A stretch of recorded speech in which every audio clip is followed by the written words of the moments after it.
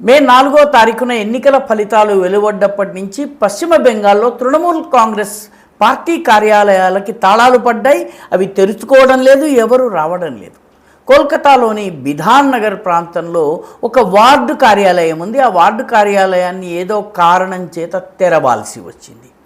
తెరిచేటప్పటికీ బయట ప్రజానీకం అది చూసి ఆశ్చర్యపోయింది. లోపల కట్టలు కట్టలుగా కట్టి కొన్ని వందల ఆధార్ కార్డులు పడున్నాయి. 2 సంవత్సరాలుగా ఆధార్ కార్డులు, ఇంటికి చేరవలసినటువంటి ఆధార్ కార్డులు, పోస్ట్ ద్వారా రావాల్సినటువంటి ఆధార్ కార్డులన్నీ తృణమూల్ కాంగ్రెస్ ఆఫీస్లో ఉన్నాయి. ఈ వ్యక్తులకి ఆధార్ కార్డు డెలివరీ కాలేదు.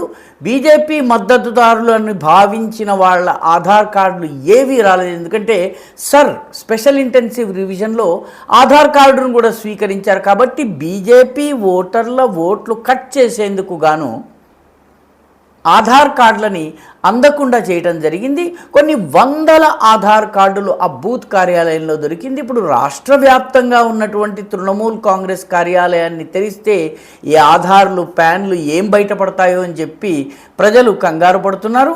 తృణమూల్ కాంగ్రెస్ కార్యకర్తలు అసలు ఆ చుట్టుపక్కల దరిదాపులకు కూడా ఎవరు రావటం లేదు.